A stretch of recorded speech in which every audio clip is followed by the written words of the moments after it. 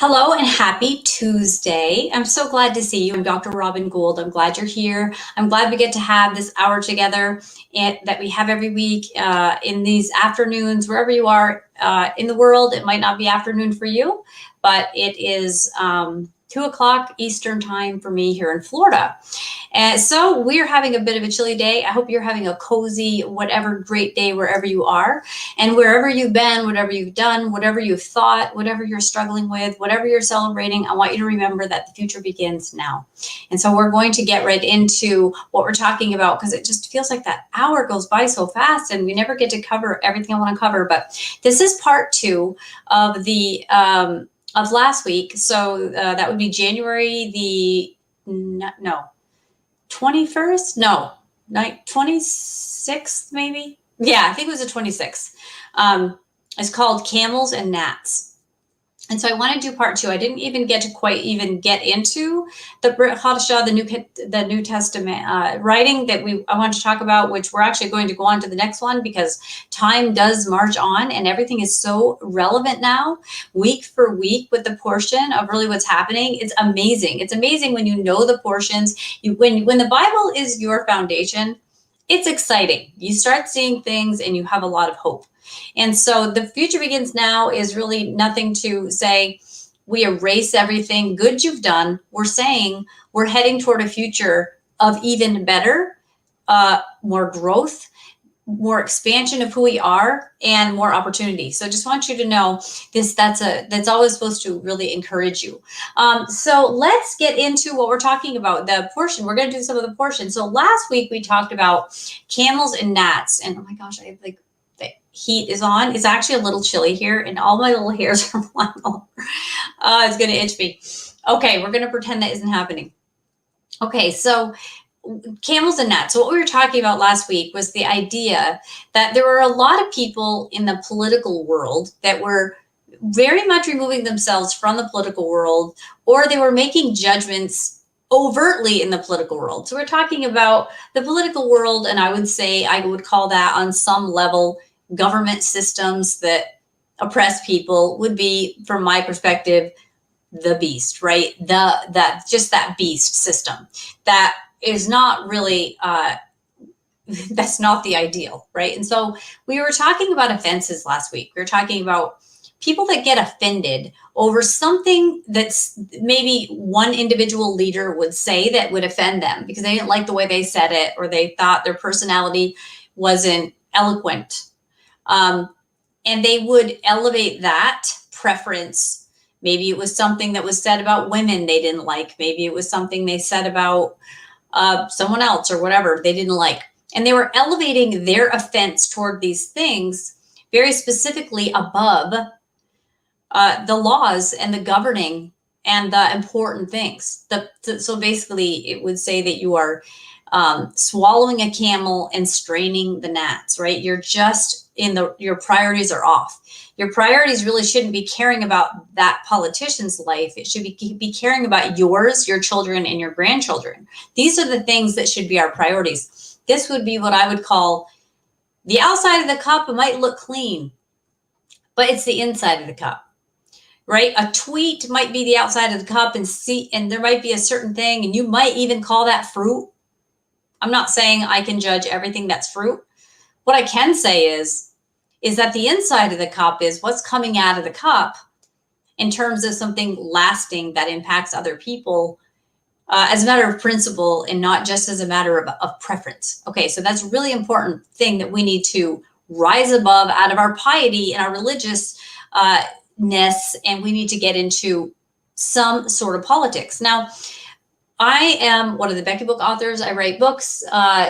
One of the authors, this example, Divorce and Remarriage in the Bible. I've got some other books, and they're simple books to help you understand some of these more topics that people often don't do a big deep dive in. I do the dietary laws from an attachment perspective.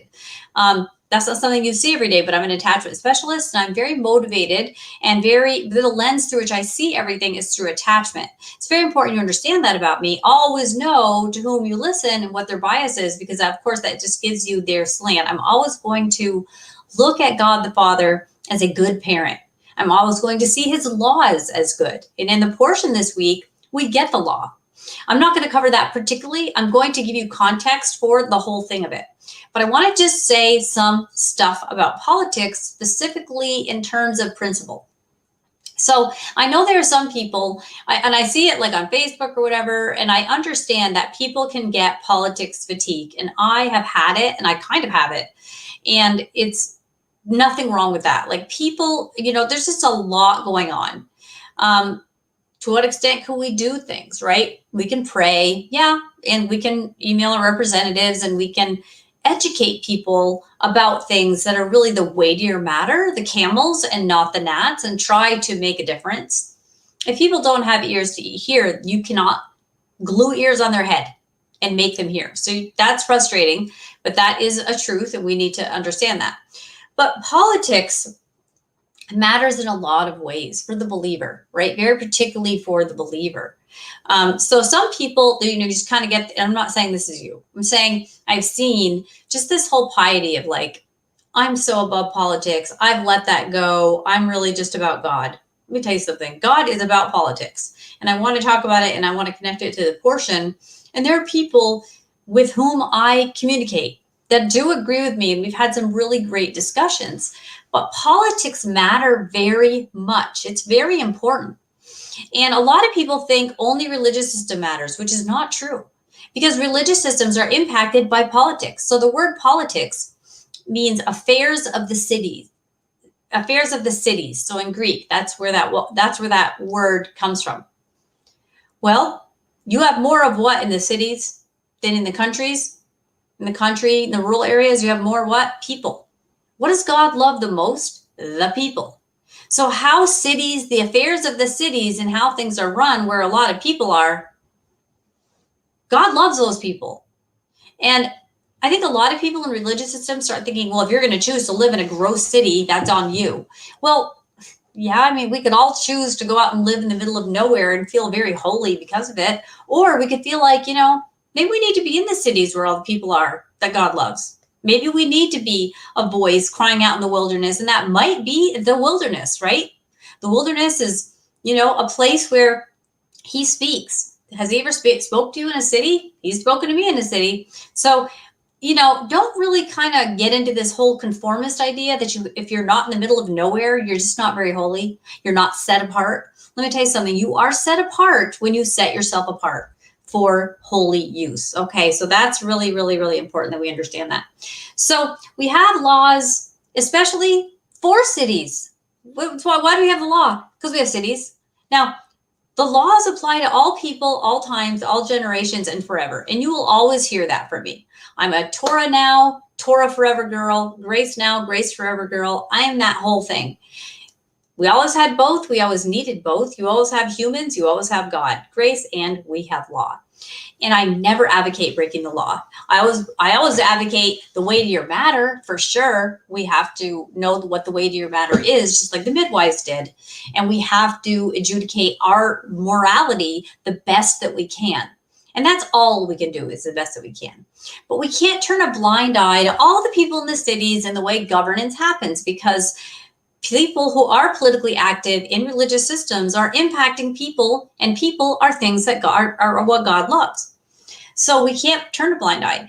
And that's just a really important part. So don't think that that's like holiness, right? Okay. So as I call what I would call government a beast system, I don't think anybody would really disagree with me. I think that in some form or another, whether it be the thing or a thing, yes, for sure. But first we do have to identify the beast, and what does the beast want to do? The beast would be slavery, right? This is a big deal. This is the portion that we've been dealing with, is slavery. What is Pesach? It's the telling of the deliverance of slavery. Very important thing. Even the Father in this portion says, I am the Lord your God who delivered you from the slavery of Egypt. Like he's defining himself as the one who delivered you from slavery. So do you think he thinks slavery is important? Yes, he absolutely thinks it's important, because it's part of how he identifies himself. These are bragging rights he gets because he is our deliverer. So I want to talk about a couple types of slavery. So as an attachment specialist, right, One of the biggest things I talk about is internal slavery, and we're gonna do meta slavery, right? So that would be like slaves on the inside and slaves on the outside. So the slave on the outside would be the straw man. This idea that we put straws and mud together and make uniform bricks because people tell us to, and we do it in the way they tell us, and we don't get to make choices about our lives. That's what the Israelites did. They didn't get to make choices. They didn't get to have decisions. They didn't get to do what they wanted to do. They didn't even remember the Torah anymore, because the Egyptians did a whole different religion, and they weren't even really allowed to. Maybe they did, and I'm sure on some level some did. But for sure, the straw man is that slave that the government owns, right? The governing body, that beast, owns them. It provided for them leeks and cucumbers. Remember that, when they were hemmed in and they're like, hey, were there no graves there? Why don't we just die there? Even it's better to just not die there and get out, right? So from a meta perspective, that's the straw man. That is unfair and wrong. People are not to own other people. People don't own you. You have sovereignty over yourself. You are given dominion over your own choices and your own life. And whenever a politician reminds you that God gave you those rights, we're like, thank you for the reminder, but you didn't give me those rights. The Creator gave me those rights to be the person I choose to be, as long as you're not hurting other people. Now, from a more of an inward way, and you hear me talk about this all the time, is I'm very invested in teaching people about the false self. The false self would be the part of us like Eve in the garden, where she was tricked and seduced into, and in her own mind wanted to be like God. And that's what she was presented. She was presented with the option, so she thought, of eating off the tree of the knowledge of good and evil, which would make her the judge of what is good and what is evil. And that she could be like God and judge things. And being like God is not possible for humans who weren't made to be gods. We cannot judge things. Now, we can make decisions about things, and we can decide things that are right or wrong, but we cannot judge good and evil because we don't know a man's heart. Only the Father God, our Creator, knows men's and women's and people's and children's and everybody's hearts. It's very important that we know we don't have sovereignty over that judgment system.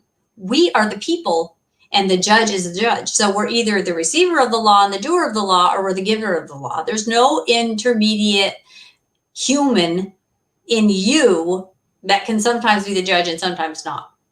Okay? Remember that. That's very important. So that's where we're going into.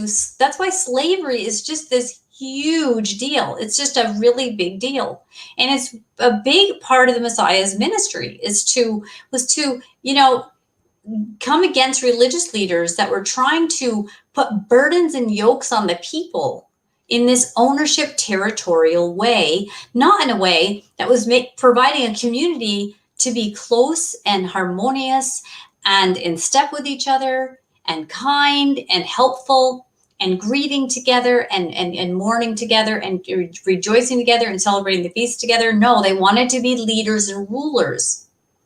And a good leader isn't so much making you love them as much as they're making you appreciate the way God made you.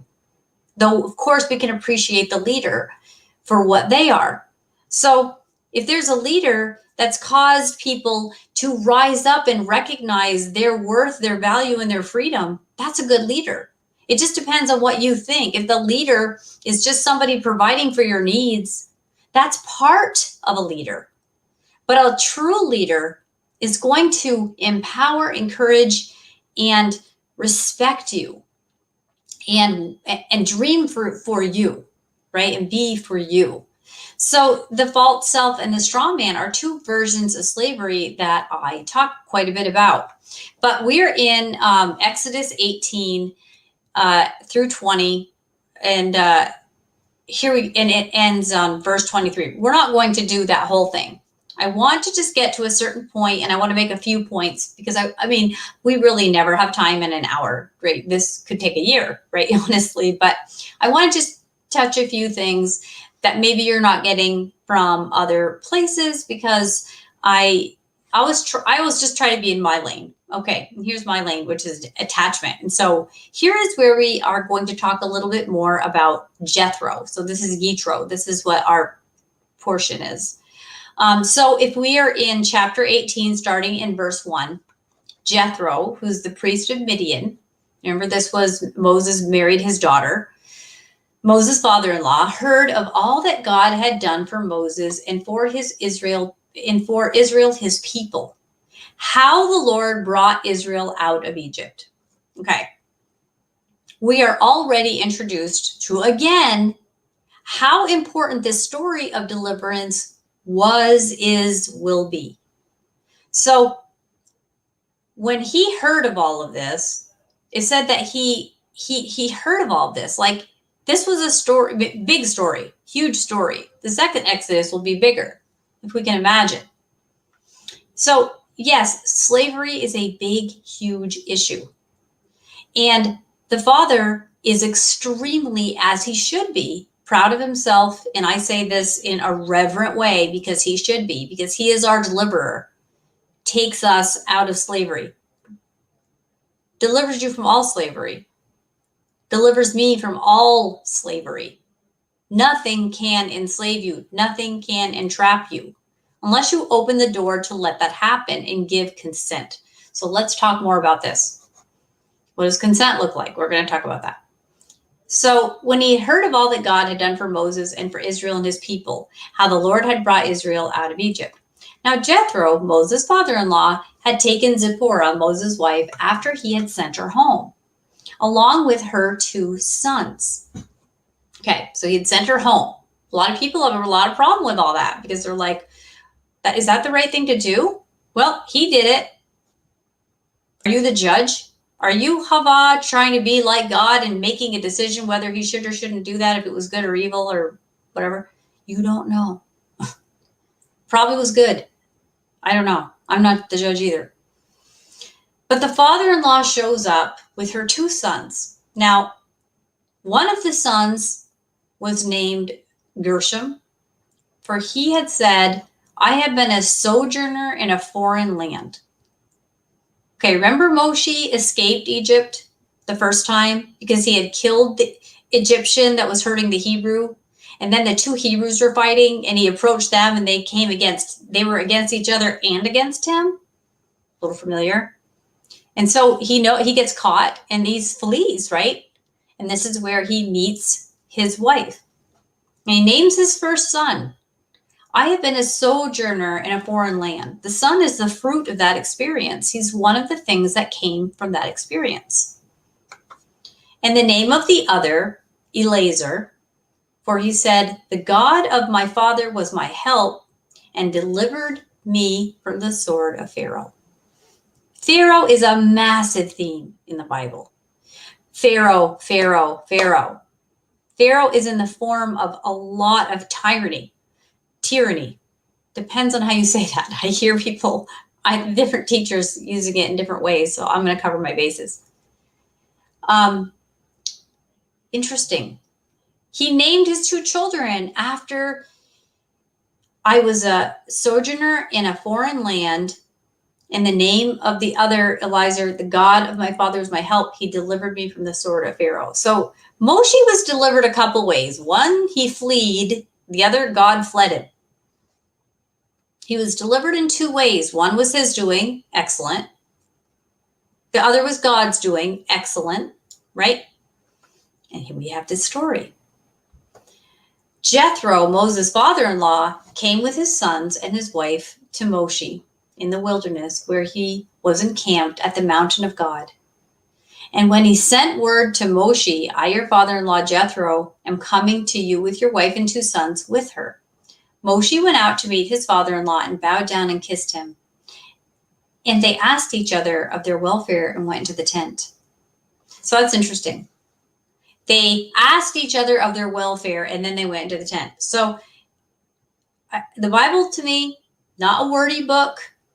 When it goes out of its way to say there was a greeting, there was an exchange, how are you? That to me is setting the tone for that this relationship, they missed each other. They couldn't wait to talk and give each other the 411, like what's been happening. And it says that they asked each other. Moshe also wanted to know, how are you? And so then they went into the tent, and then Moshe told his father-in-law.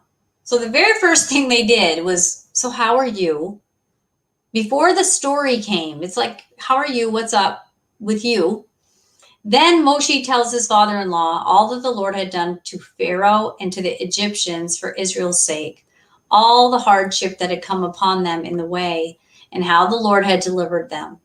And Jethro rejoiced for all the good that the Lord had done to Israel, in that he had delivered them out of the hand of the Egyptians. Jethro in Midian was like another religion, right? This is not what you would expect, but isn't it? With this beautiful, amazing story, what does that tell you? It tells you that people are drawn to deliverance. People are drawn to being rescued from the oppressive, crushing hand of tyranny, right? We need to be rescued. We want to be rescued. If anybody ever tells you that your love or relationship with God was based on a rocky foundation, if you were only seeking for help and it wasn't just out of like humility, disagree with that silently if you have to. But if you are reaching out and crying out for the Lord to deliver you, that is humility. You're already admitting you can't do it. You're already admitting he can, or at least hoping. Please remember that. Let's let one of those judgments like be gone, right? Because he had delivered them out of the hand of the Egyptians, that oppressive hand. So you keep getting this redundant sentence, like we know, we get that. But the Father isn't letting you forget it. He keeps redirecting your attention that it is not good to be under the hand of Pharaoh. It's not the way you were designed. So Jethro said, "Blessed be the Lord." This guy from another religion says, "Blessed be the Lord who has delivered you out of the hand of the Egyptians." Again, you're getting this sentence, okay?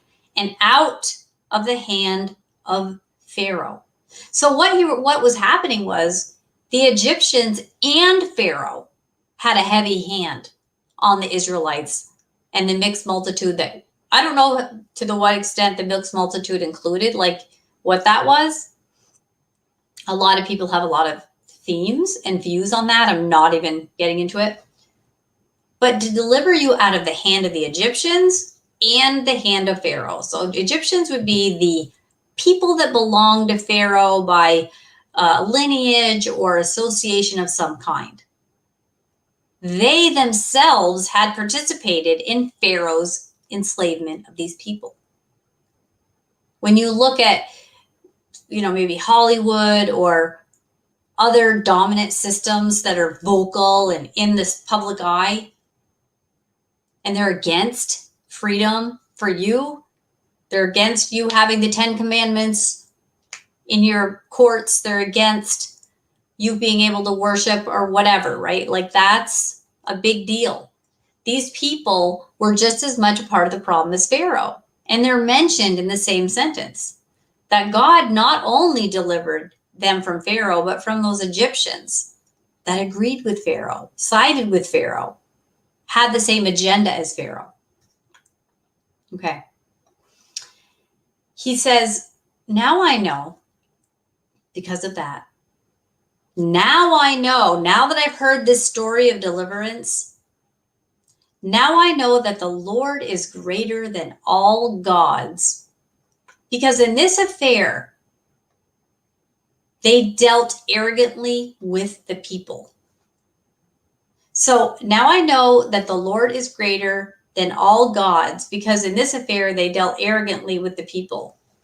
So it was arrogant. We can keep you. You're ours. You think you can go? You think you can leave? Even when we tell you to leave, we're going to change our mind and come back and get what is ours.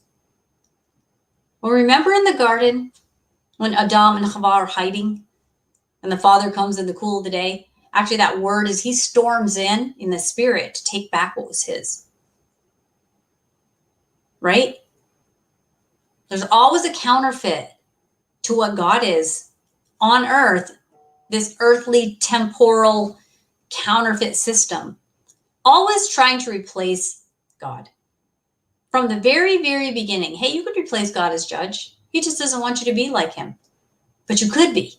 And she's like, oh, I want to be. And her husband, who was with her, who heard the whole thing, he did too. Okay. And Jethro, Moses' father-in-law, again, they keep referring to him as his father-in-law. Keep redirecting. Think of the stereotypes we have of fathers and daughters, right? It's always kind of a joke. Like the father has daughters and she's going to go out on a date and he's got like his shotgun in the corner. Make sure the guy don't rape. This is the father of the woman that he married and was apart from for quite some time. Okay. And so Jethro, Moses' father-in-law, what did he do? When he heard about this deliverance, and he knew that this was the most powerful God, because all of the plagues that they endured and went through, they all focused on one of the Egyptian gods and overtook it.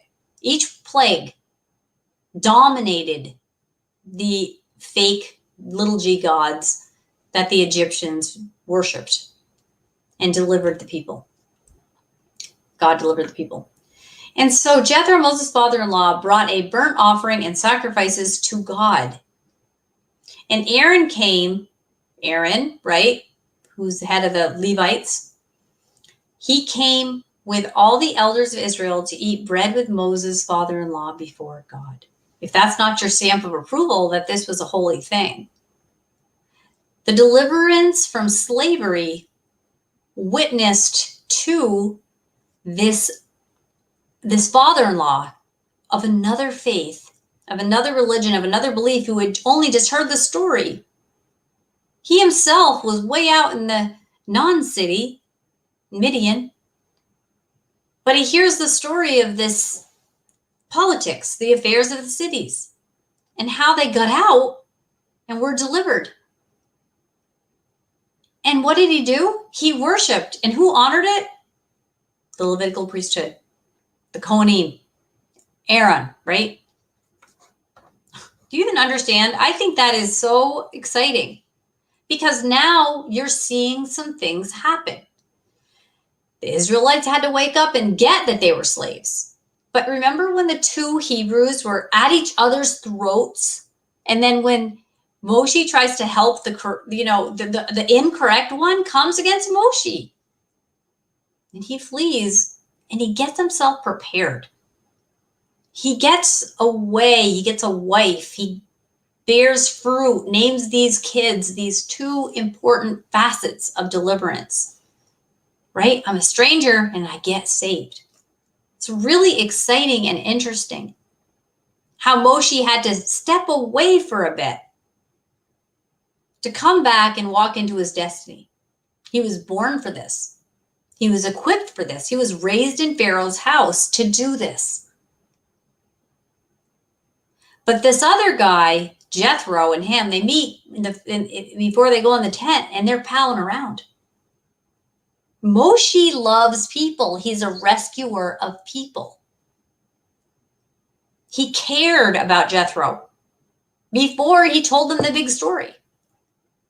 And Jethro listened to the story, was moved, and brought his faith to the God of Abraham, Isaac, and Jacob. It's amazing. Don't miss whenever there's redundancy in the words. Don't miss it. Don't miss what you're supposed to be told. So now, that talks about the straw man. Moshe delivered the straw man. And as they sat and waited for these plagues to go through, can you imagine how it might have felt? They had darkness, but not the Israelites. All these things didn't happen to the Israelites. They watched it, though, as they just kind of went down bad spiral after bad spiral. as God showed his dominance over all these other gods. If we trust in other gods, we will be let down. We are not safe. The father, remember Solomon? Who's the real mother? I'm not letting everything get cut in half because I'm the real mom. And Solomon had the wisdom to see that. But the people had to wake up to see what slavery really was, what it had really taken from them. And as each plague happened, they saw, I thought the lice god was like a big deal. Not really. Not really a big deal. The God of Abraham, Isaac, and Jacob, smoked that God. Like it's little g God, done. It's kind of exciting. They were able to see all that. One thing after another that the Egyptians counted on that gave them their identity as these, polytheistic, like the Pharaoh being that main deity and that death of the firstborn, right? They got to see all of these things just come crumbling down. All the systems in place that these 10 false gods kind of had a chokehold of the people. Think about the things that we have in our lives that we just feel like it's kind of got a hold on me. No, I can't do without that, or I'm not challenging it. Like maybe I'll do without it, but I'm not challenging it. Well, what does God do? Challenges it and wins. And it took a while because each time they thought, this time I'm free, this will do it. My friends, ownership of other people doesn't leave easily. If you're married and you have a controlling partner, it is hard for them to let that go. As a marriage therapist, I will tell you, seek compassionate help for that person to be able to let go so that they can let go truly. Now, the Father God, he had compassion because he gave them all those chances to see how powerful he was and where safety could be on the other side of the situation. Because anyone with the blood on their doorstep was free. The mixed multitude went with them. He who has ears to hear. Okay, we're more than halfway done, so I guess I have to get to the next part. But the Brit Hadashah, this New Testament reading for this week, it's about that rich man. So we're in Matthew 19, 16 through 26. I'll read these 10 verses and we'll get into this. Okay, ready? And behold, okay, and look, get ready. This is important. A man came up to him saying, Teacher, what good deed must I do to have eternal life? And he said to him, Why do you ask me about what is good? There is only one who is good. If you would enter life, keep the commandments. So that, I would love to spend an hour unpacking that in a controversial way, but we don't have time, but we will someday. You get the word good there. Who is the only one that knows good or evil? Not. Okay. He's like, why are you asking me? Human. Right? There's only one who is good. Now our actions, only God knows if they're good or evil. But he made people very good. Anyway, that's another discussion for another time. If you would enter life, keep the commandments. He who obeys the commandments will live by them. Remember in Leviticus, it says that. Like, yeah, you do this, you're not going to die. This is how to live and how to live safely and well, right? And in harmony with God and your fellow man. And he says to him, which ones? Now here's Yeshua. He says, you shall not murder. You shall not commit adultery. You shall not steal. You shall not bear false witness. Honor your father and mother, and love your neighbor as yourself. So he just gives him a few. Which ones? Okay, now, there's a lot of ways that people read this.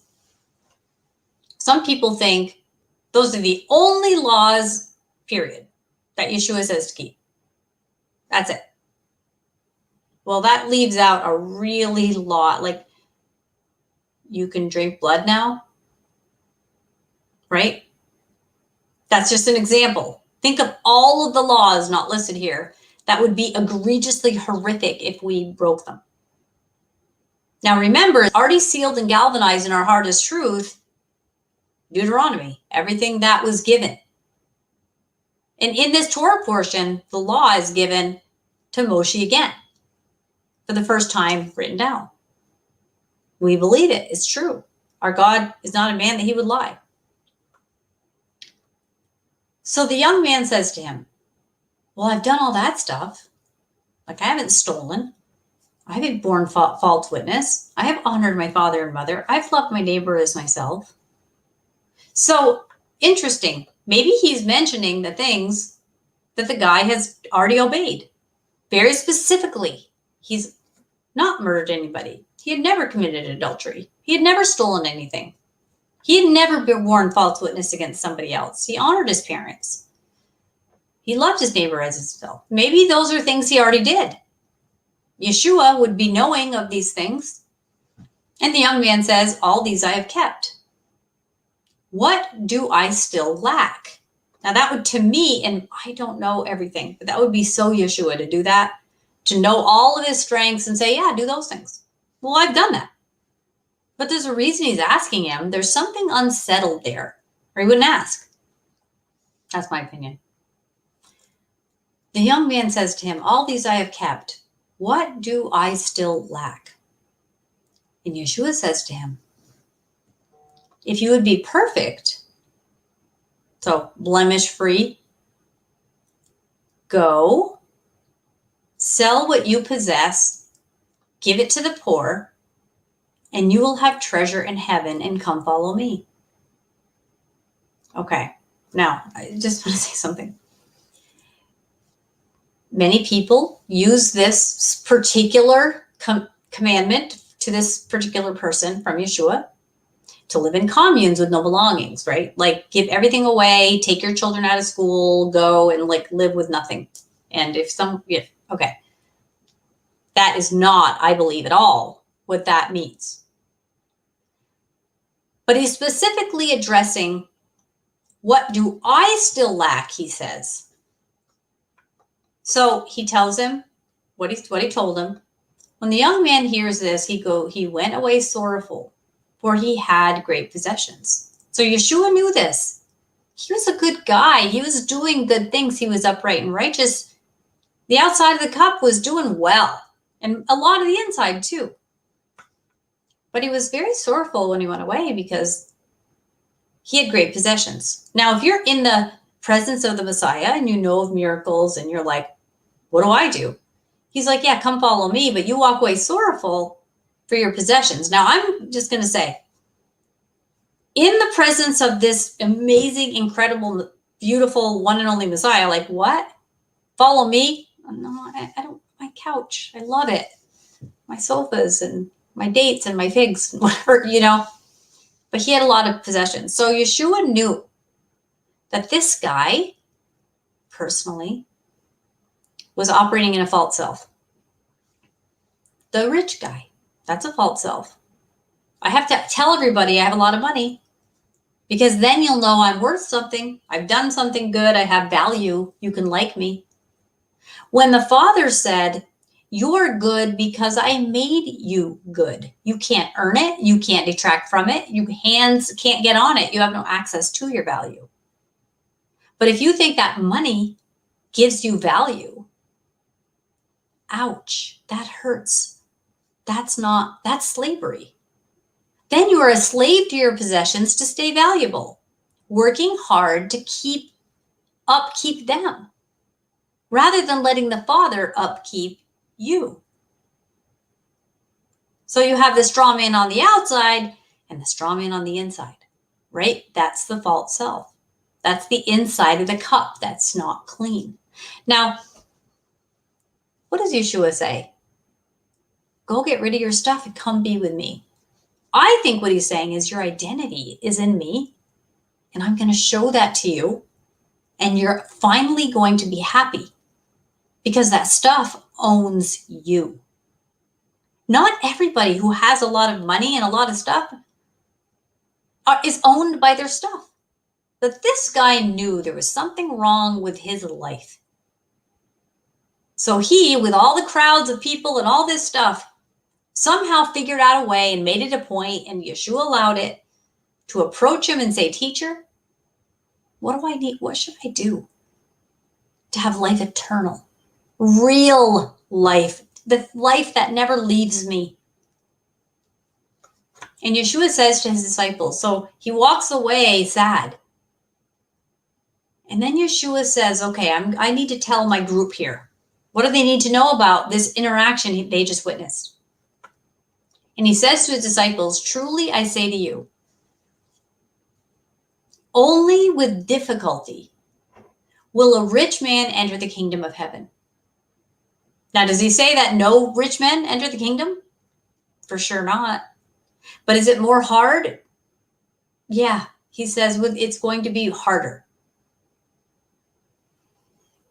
Again, I tell you, it's easier for a camel to go through the eye of a needle than for a rich person to enter the kingdom of God. Now, this, you might have read many, many commentaries on this, right? I've read many. I've talked to different people.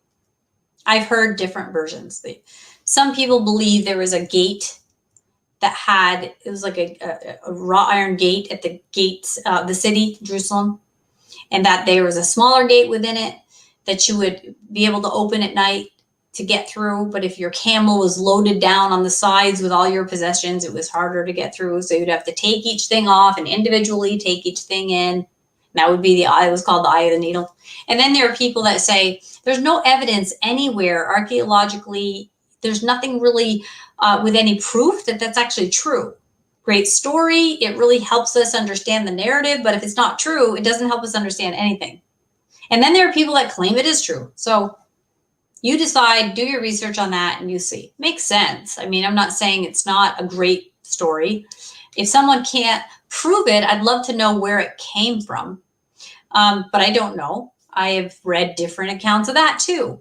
And since I don't know, I'm not going to put a dog in that fight. Some people think that the word for, is a word for camel, it's a word for rope. That it's easier for a rope to go through an eye of a needle than for a rich person to enter the kingdom of God. And that would be really hard to do because a rope is really thick and a needle is really tiny. But with God, all things are possible. God can make that rope fit through that needle. Well, that would suggest something. That either the needle got bigger or the rope got smaller by what God would do.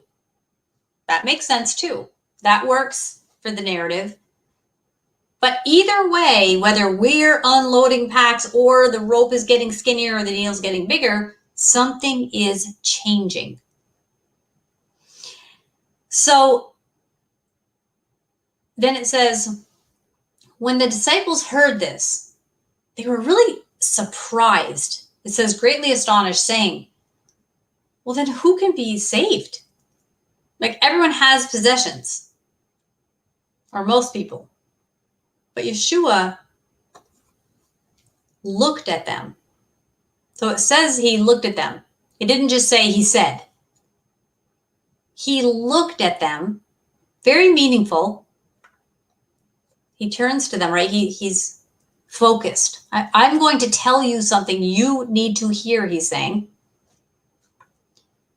And he says, with man, this is impossible. But with God, all things are possible. So man cannot save himself. Yeshua saves us. Man cannot whittle himself down to be a small enough rope or on his own unpack his camel. The Father has to give you ears to hear what slavery you're in and beckon you and save you like in Egypt and deliver you out of it. You are not going to do this on your own.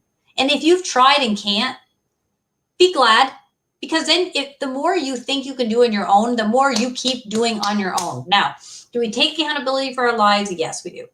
Do we have sovereignty over our choices? Yes, which means we deal with our consequences. I'm not saying that.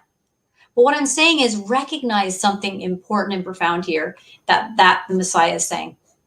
He looks at them and he's like, listen, you're going to have to be transformed with whatever is in charge of you. God's got to be bigger than that thing. And he says, now with you, you're not going to be able to do this. And I came and I know that this ball of dirt is not easy. But with God, any part of your life, in you, out of you, whatever, can be transformed so that you walk in your destiny and you know that you know that you know. The one thing you know is that God loves you and that your value only comes through him. No matter how much you obey all the Torah, if he doesn't get credit for making you good, you have missed the reason to have a city with beautiful laws, because each person deserves respect and love because God made that person. God made these people. The affairs of the cities are important to God because people are in cities and people are loved by God. Don't lift yourself out of politics thinking it makes you holy when it's all about people. And in slavery, thinking that other people own you, even in small ways, in political ways or whatever. No one owns you. You are to be delivered from that.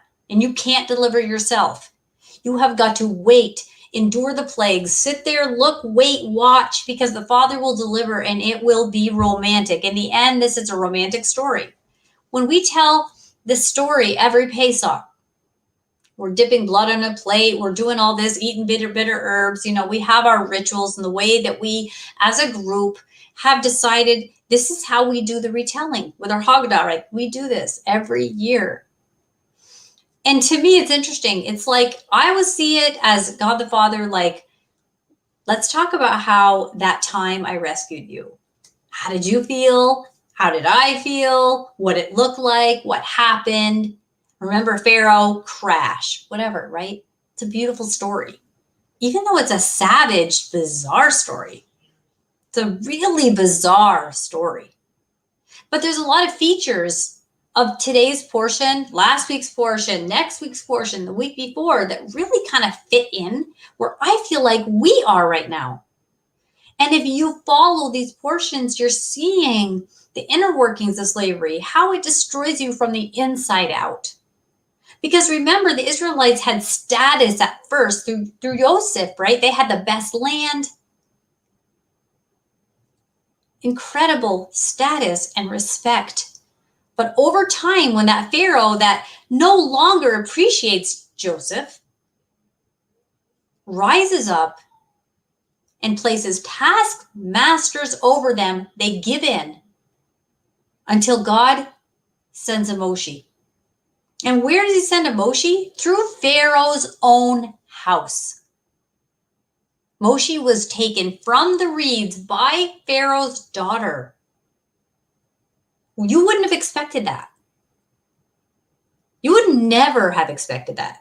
You'd expected like a John the Baptist kind of guy, not like a Pharaoh's spoiled son. Pharaoh was the deity.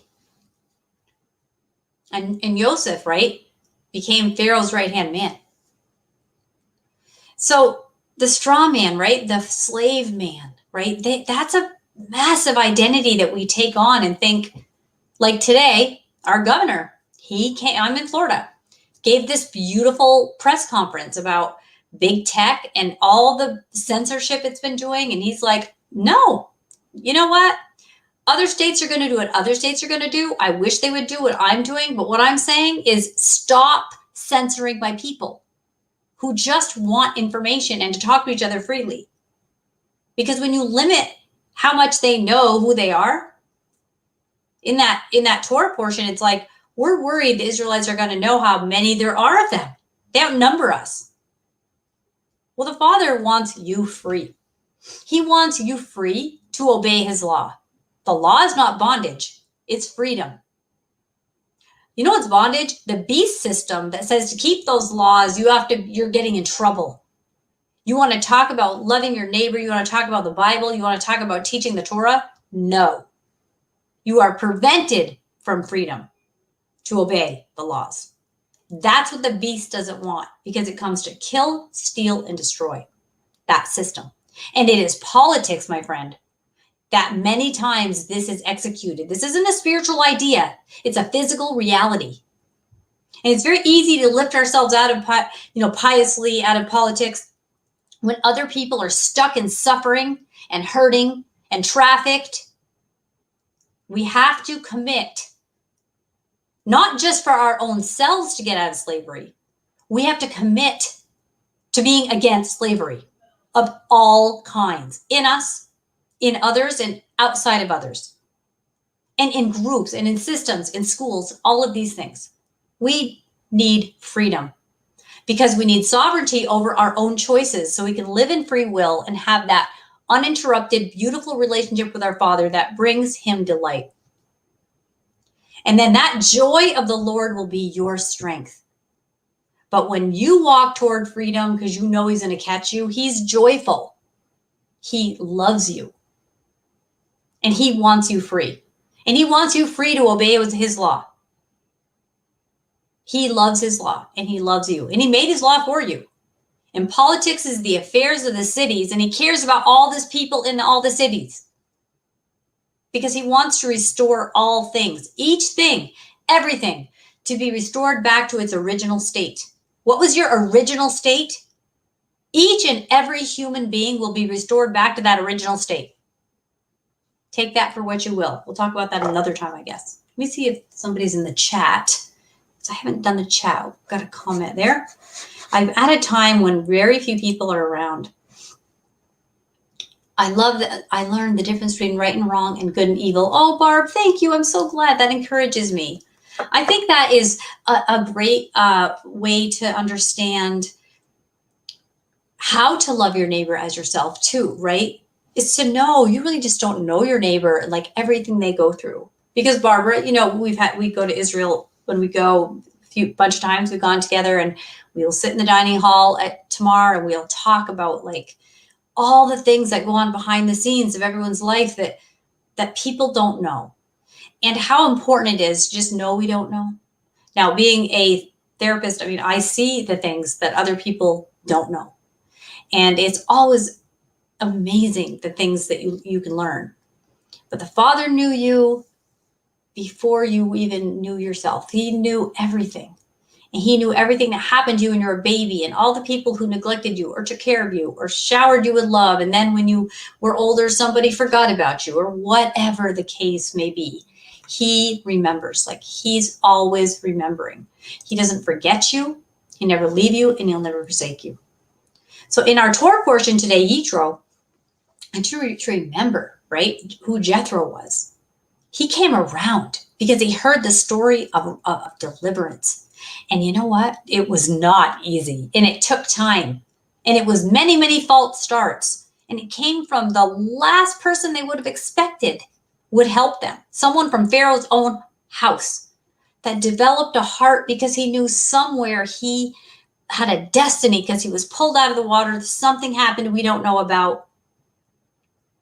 And so does God raise a David and a man after God's own heart? And do we accuse people and treat them like we think we know everything on the inside of them? No, my friend, social media is no way to judge a man's heart. I don't care what fruit you think you see. You don't know. Being a person from the North and living in the South for 15 years, nothing taught me more about people being different culturally, but loving God the same level and it looking different. And people just really putting moral judgments on things that really aren't moral. Well, Yeshua was all about that.